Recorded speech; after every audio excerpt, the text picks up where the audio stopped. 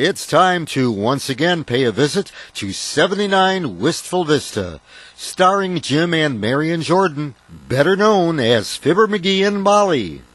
The Johnson Wax Program with Fibber McGee and Molly.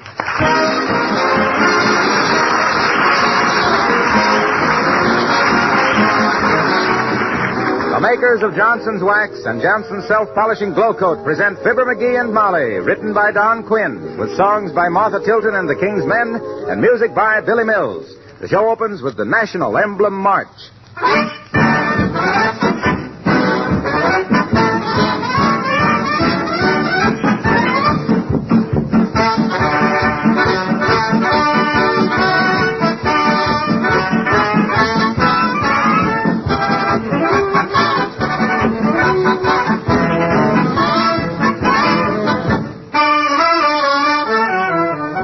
Ladies and gentlemen, I heard an officer of the Red Cross speak last night.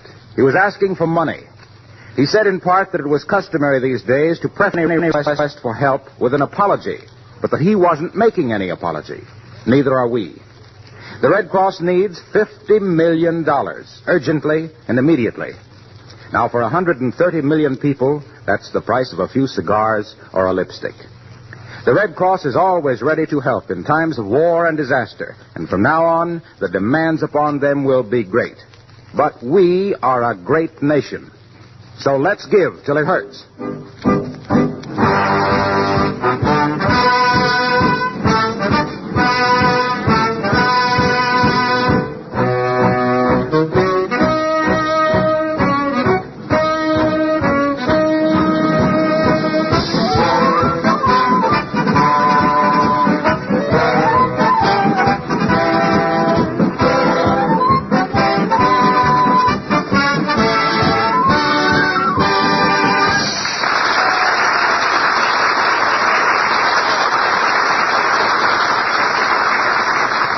The master of 79 Wistful Vista is not one to squander $1.25 for a Christmas tree when he can drive out to the woods and chop down his own. No, sir. And here, driving up to the house, frost-bitten but triumphant, we find that lumberjack who saves Jack on his lumber, Fibber of Fibber McGee and Molly.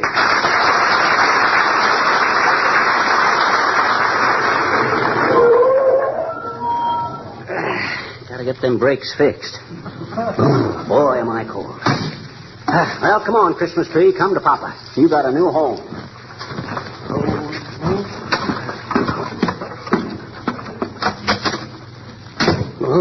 McGee, you're getting snow all over the hall. Why didn't you stamp your feet? Why should I stamp my feet? I ain't mad at anybody. Besides, they're so cold, I'm just walking from memory. Oh. Here, you poor lad. Let me take your coat and your mittens. Thanks, Molly. Hey, take a gander at that tree, will you? Ain't she a whopper? Heavenly days, it certainly is. Yeah, it was the pick of the whole woods, Molly. I had to fight off 20 other guys to get it, too. They all wanted it. Oh, did you actually fight for it, dearie? Oh, it didn't come down to actual brawl, no. One guy ups to me and says, "That's my tree, Shorty." And I says, "Yeah," I says, tossing my hatchet up in the air and catching it by the handle. "Try and get it," I says. "You don't need this tree for last Christmas," I says. And he says, "What do you mean last Christmas?"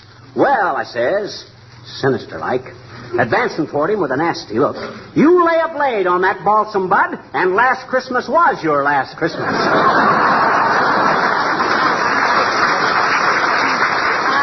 Good for you, McGee. Did he go away then? No. He started swinging his axe at me. And just then I noticed that this tree, which was a little farther along and was even bigger and better. Oh, yeah. So I just sneered and walked away. Double time. Well, it certainly is a big one. What'll we do with it after Christmas? Hollow it out and make a canoe? Shucks now, Molly, just because... What took you so long to get it home? You know, you've been gone 6 hours. Well, I had a blowout on the way back and had to stop and buy a new second-hand tire. Cost me $7. Where's the hatchet? I lost it in the snow, but I know just where it is, and next spring when the snow melts, I'll get... Oh, my gosh. What's that? Oh, it's that window in the dining room. I opened it because it was so hot in here, and it won't stay open. No. Well, I'll fix it when I get time. By the way, what time is it? It's after 4. Why? Where's your wristwatch? Well, I took it off to chop this tree down and forgot all about it. All right. Then when I went back to look for it, it had snowed some more and covered it up. Well, that's fine. A $30 wristwatch, a $2 hatchet, and a $7 tire. $39 for a 98-cent Christmas tree. Oh, happy Yuletide.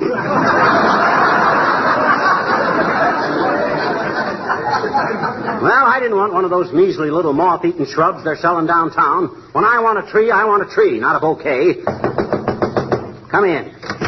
Oh, hello, Mayor Latrivia. Good day, Mrs. McGee. I say, McGee. Yes? About that job you wanted in the City Hall. I'm still working on it, but I'll have to have a little information. Well, tell the nice mayor what he wants to know, dearie. Okay. Dig me, Latriv. Well, first, can you dominate people? Can you let the ones in that you really want to see and shut the rest out? Absolutely. Another thing, McGee, can you stand it physically? To be mauled by crowds of people all asking you questions. Can you ignore the whispers behind your back? Can you give orders in a loud tone of authority? Boy, can I. Listen to this, Triv. All right, folks. As captain of the detective force of Wistful Vista, I order you to make way there. Stand back, everybody. The police... This wouldn't be a police job, McGee. Oh. But one of the elevator operators has just been drafted, and I've suggested you. I'll let you know later. Good day. Why, that small-minded, boat-grabbing, baby-kissing... Now. Never mind that now. Say, where should we place this tree, McGee? I don't know. Where do you think? Well, offhand, dearie, I'd say it was a toss-up between the Grand Canyon and Death Valley. Oh, shucks, I told you I got to trim it down a little. Get me a hatchet, will you? The hatchet, dear boy, according to your official communique... Yeah? is at present sleeping its edge off under a snowdrift 18 miles north of town.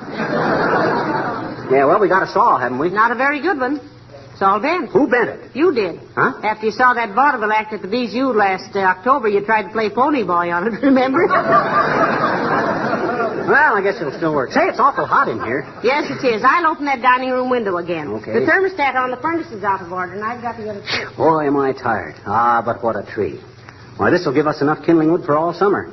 Except that we don't need any kindling wood in the summer. Hey, McGee, I just thought of something. What's that? This tree is so big our little ornaments are going to look awful silly on it.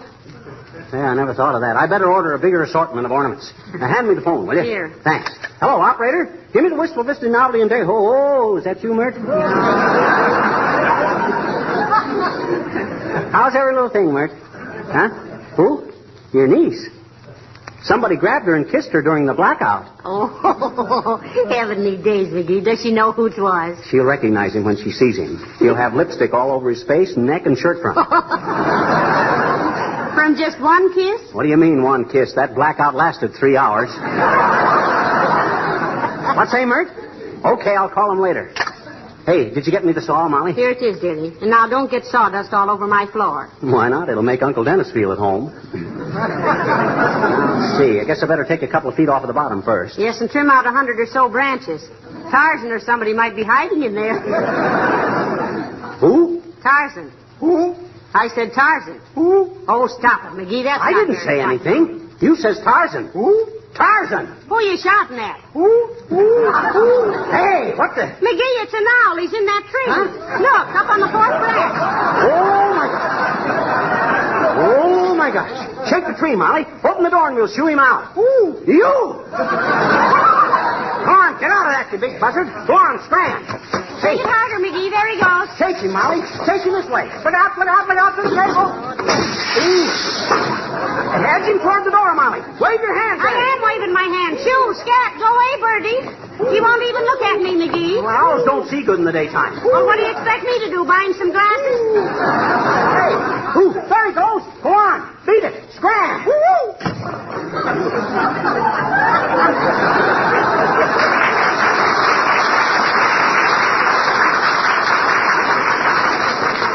Well, thank goodness. Those things give me the creeps. Me too. Though I will say it was decent of him to back up my judgment. What are you talking about? Well, owls are wise birds, and we both picked out the same tree. Don't you get it, Molly? I says owls Ain't funny, McGee. Okay. But I've been hooted at enough for one day. Hand me the saw again. Thanks. Now... Hello there, daughter. How's about Hey, what you got there, Johnny? Christmas tree? Oh, no. We buy our firewood on the hook, Mr. Oldtimer. What's on your mind besides that Daniel Boone cap, old-timer? Just wanted to know if you could come out and play. Some of us kids are building a snow fort in that vacant lot up on the corner. Having a peck of fun. No, thank you. We've got work to do, Mr. Oldtimer. I'm afraid you'll have to romp in the snow without us. Oh, gee, kids, come on. We wanted to choose up sides and play Yanks and Japs. Only nobody wants to be a Jap. Well, we haven't got time to play now, old-timer. I got to trim this tree before... Then you got a corncob pipe we can have, Johnny. I built a big snowman and I want to put a pipe in his mouth. Oh, give him a cigarette. Yeah, and put a sign on him. Something new has been added. That's pretty good, Johnny. But that ain't the way I heard it. The way I heard it... Hey, what was that? Oh, it's just the dining room window, Mr. Oldtimer. It won't stay open. Hey? Oh, well, the way I heard it, one feller says to t'other feller, he says, why does Hitler make all his speeches from a beer garden? Well, says t'other feller, that's so when he starts foaming at the mouth, nobody'll notice it.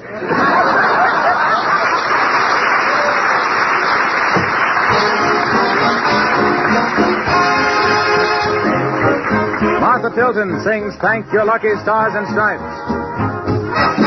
If you live right, if you get to sleep at night, you can thank your lucky stars and stripes. If you feel free, if there's sugar in your tea, you can thank your lucky stars and stripes. Steam heat and ham and eggs and hay rides and cider kegs if you like the good old Yankee way, so say so. If you can sing and believe in anything, you can thank your lucky stars and stripes.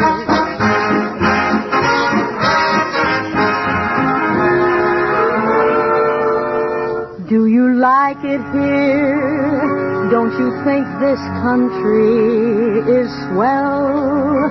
Do you want to cheer? Ring the Liberty Bell.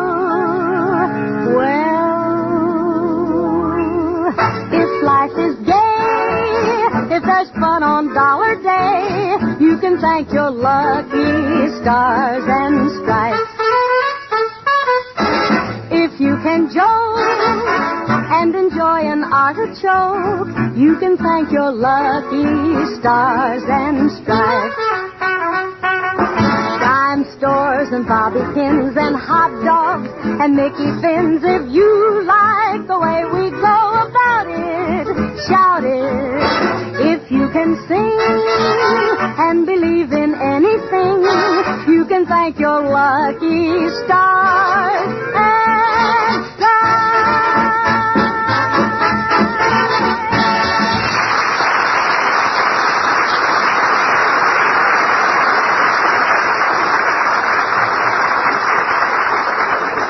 Oh, they cut down the old pine tree, and they hauled it away to the mill to make a nice Christmas tree just for Molly and me.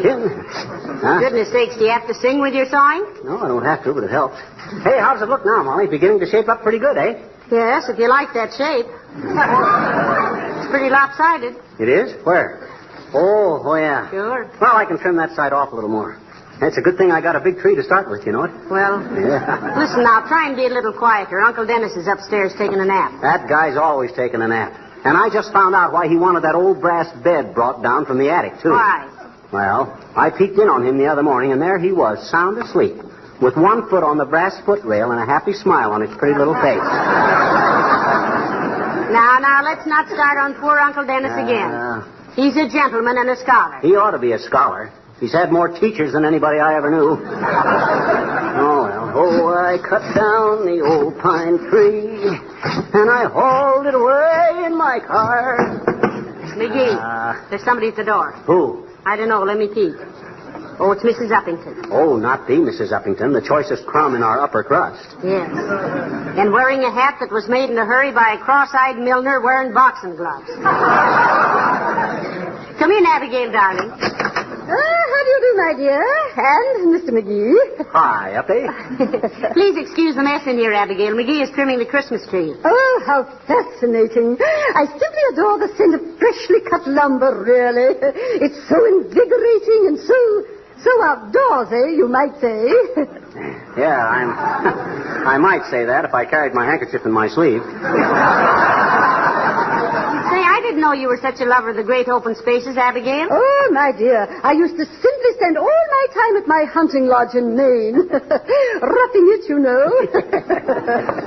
Ever hunt any moose? McGee. Watch your commas, dearie. Well, did you, Uppy? Oh, no, I was never much of a Nimrod, Mr. McGee. We called it a hunting lodge because we were always hunting a fall for bridge. Ah, but you really ran wild up there, Uppy. Don't pay any attention to him, Abigail. You know, he thinks he's a great woodsman because he shot a bear in Alaska last summer. Well, that was something. If you ever walked through a dark forest with the feeling that something was creeping up on you, ready to pounce any minute, and suddenly... Ow! Oh, he got me! Shoot him! Take it easy, McGee. Huh? Take it easy. It's just the window in the dining room. It won't stay open, Abigail. But say, where did you get that hat? I haven't been able to take my eyes off it. Oh, do you like it, my dear? She didn't say that. She just says she couldn't take her eyes off of it. I tell you, it's just darling, Abigail. Oh, I'm so glad. That's exactly why I dropped over today, my dear, to see if you liked it. Do you, Mr. McGee? Well, confidentially, Uppy, and since I'm a plain-spoken man, I think it's the worst monstrosity ever placed on a human head. Oh.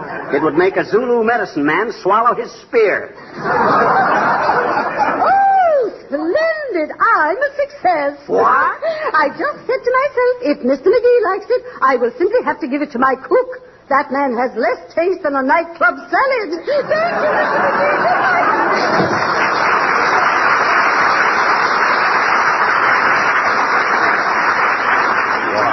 That old flounder. So I haven't got any taste, haven't I? Not in hats, dearie. When it comes to fashions, you'd better just do one thing. What's that? Saw wood. Huh? Oh, okay. I got needles galore sprinkled over the floor in the shade of the old pine tree. Hey, Molly. How's she look now? Well, it looks better, McGee. At least we can get in the same room with it. Now, if you'll trim some more off the far side there. Okay, Oh, hi, Harlow. Hello, Fibber. Hello, Molly. Hello, Mr. Wilcox. Won't you come in and get some sawdust all over your clothes? Say, what goes on here anyway? I went out and cut down my own Christmas tree, Harlow, and now I got to shorten the sleeves on it a little. Well, you sure got the room in a mess, pal. You've got enough loose branches around here to bed down a rhinoceros. Well, lie down and we'll try to make you comfortable. Very funny, McGee. But what can we do for you, Mr. Wilcox? Well, it's like this, Molly. I'm a little worried about the greeting cards I ordered this year. I'm afraid the sentiment is a little too flowery. Well, read one to us, Mr. Wilcox. Though personally, I don't think a greeting card could be too flowery. Why, certainly not. Let 'em drip, I always says. Well, read the blurb, Waxy. All right. It reads, "The season's greetings to you, my friend, from the Johnson Self-Polishing Glow Coat Man. I hope that in 1942 and 43 and 44 and 45 and 46, you'll remember all those little tricks I showed you about saving time and dough by using Glow Coat on your flow." On your flow. Well, shut my mouth, honey child. You shut it, dearie. Continue, Mr. Wilcox. How it saves your linoleum and keeps it clean with a lovely gloss and a dandy sheen. Eliminates rubbing and buffing, too. And in 20 minutes or less, you're through. Just pour some out and spread it around and let it dry. And then you've found the color and pattern have come to life. And so have you, your husband's wife. Oh, that's funny. Your husband's wife. If that ain't the corny. Hey, what's that noise? That was Longfellow turning over, Harlow. Now, it was the dining room window falling down again. But go ahead, Mr. Wilcox. Well, there isn't much more. Fine. But it goes, "The best of wishes I send to you from me and S.C. Johnson & Son Incorporated, too." Well, what do you think of it? Okay. I'll get something else.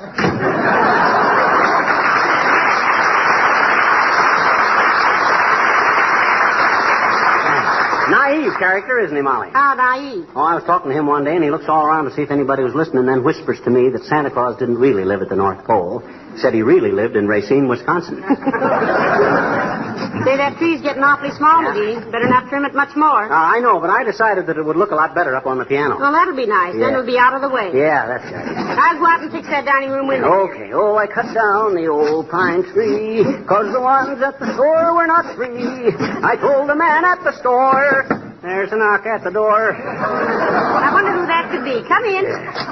Oh, hello, Mr. Wimple. Hello, Mrs. McGee. How are you today, Mr. McGee? Fit as a fiddle and ready to play humoresque, Wimp. Old Shrimp, what's it with you? I just dropped in to say goodbye for a couple of weeks, is all. Oh. I'm spending the holidays in Chicago with Mama and Papa. Oh. Is your wife going with you, Mr. Wimple? Who, Sweetie Face? Uh-huh. No, she has to stay here and knit. Knit? Can't she knit on the train? Not so good, Mr. McGee. She broke 3 ribs wrestling with a policeman, and the doctor says she'll knit much better at home. Well, what on earth was she doing wrestling with a policeman? Oh, she is the instructor at the police gymnasium, Mrs. McGee. The whole force is just crazy to study with her. At least, I think they are. I'll bet you'll miss her, Wimple. How much? How much will you miss her? No, how much will you bet? I shouldn't say that, I suppose. Sweetie Face is really a wonderful woman at heart, if any, and I doubt it.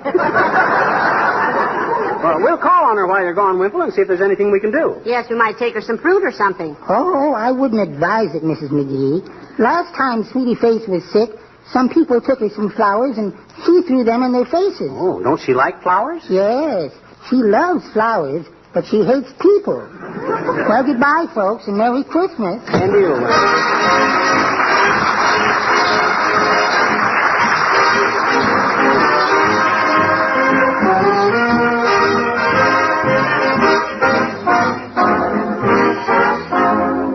The King's Men sing Coming Through the Rye.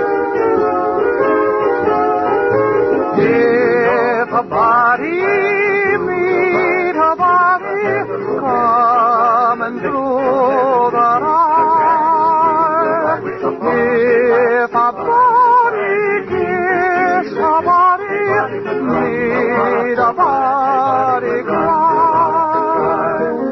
Every laddie has a lassie, may they say, yet all the lassies smile at me, coming through the rye. If a body meet a body, coming through the rye, if a body kiss a body, need a body cry. Now everyone must have a loving lassie, but they say that the lassies always pass me by. Yet all the girls, they smile at me, coming through the rye. If a body meet a body, coming through the rye, if a body kiss a body, need a body cry. Every little laddie has a bonny little lassie, but may they say, hey, I yet. All we lads and lassies get together in the heather when we're coming, whilst we're a-coming through the rye.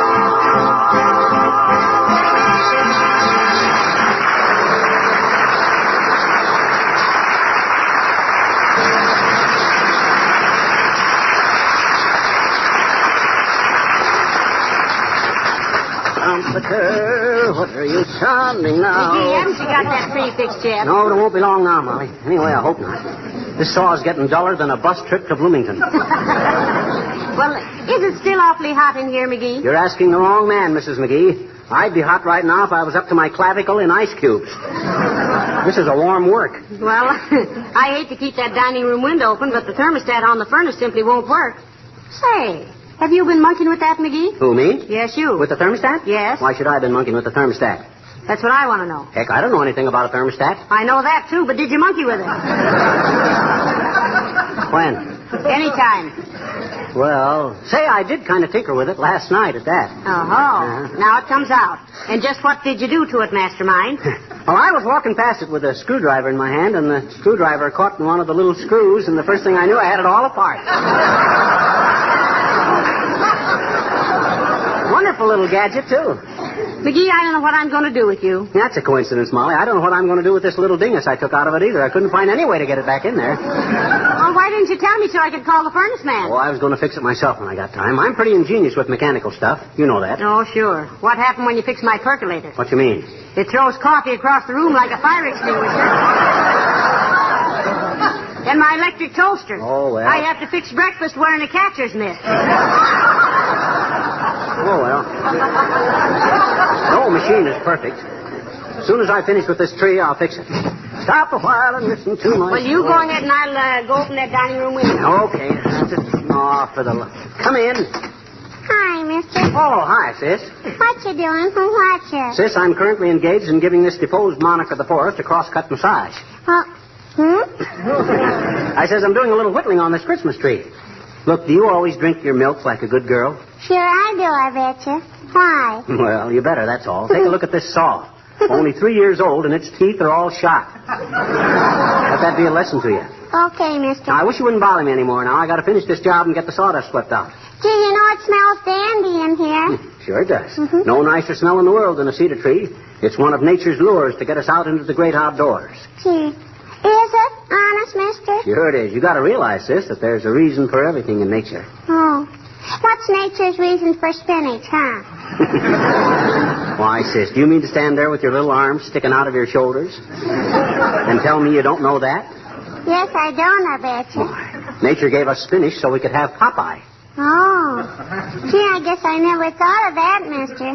Nature is wonderful, isn't he? She. Nature, sis, is always referred to as she. Why? Well, oh, boy, here's my chance to make Reader's Digest.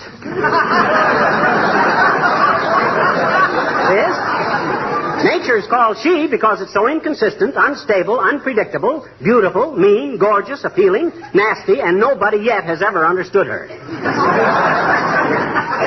You think the Reader's Digest would like that? Well, don't you? The name of the magazine, mister, is Digest, not Heartburn. So long now.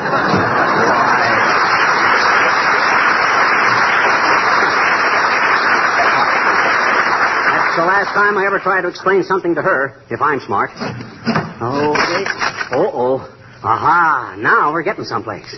Now to cut her down on the sides. Trim the ends a little bit. Get her up there. Oh, heavenly days, there goes that window again. You don't have to worry about it anymore, Molly. Here's a nice stick I made for you to prop it up with. Oh, fine, dearie. Just the thing. Yeah. Thank you. Oh, forget it. It's nothing that any red-blooded American boy couldn't Say, have it done. was very thoughtful of you now, McGee. Say, what became of the Christmas tree? That's it. I got her trimmed down a little too fine. Well, that's that, I guess. Now to go to work on that thermostat. No, don't do it.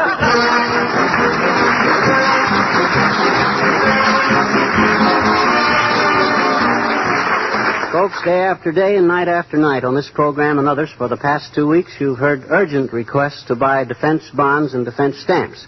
It's getting a little repetitious, isn't it? Well, it's going to get more repetitious. We're going to say it again and often and loud. This is not an invitation to a tea party or a bingo game. This is war, and we've got to do something about it. It's going to cost a lot of money to win it, but it would cost a lot more than mere money to lose it. Now, don't wait for somebody to come to your door selling bonds and stamps. Get down to your bank or post office and lay it on the line. This isn't the other fellow's fight. It's yours and mine. So here it is again. Buy defense bonds and defense stamps. Yes, and if you live in Canada, buy war-saving certificates or victory bonds. Good night. Good night, all.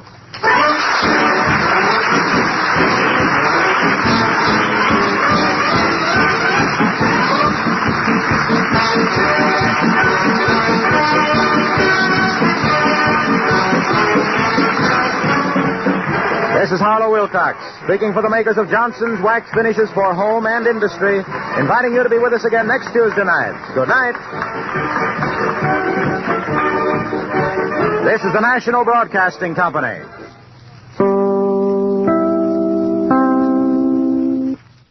That's Radio Classics for this time around. Be sure to join me again soon when I'll bring you another episode from those golden days of my favorite medium. And remember, what's old is new again at theradiodaddio.com. I'm Dave Allen.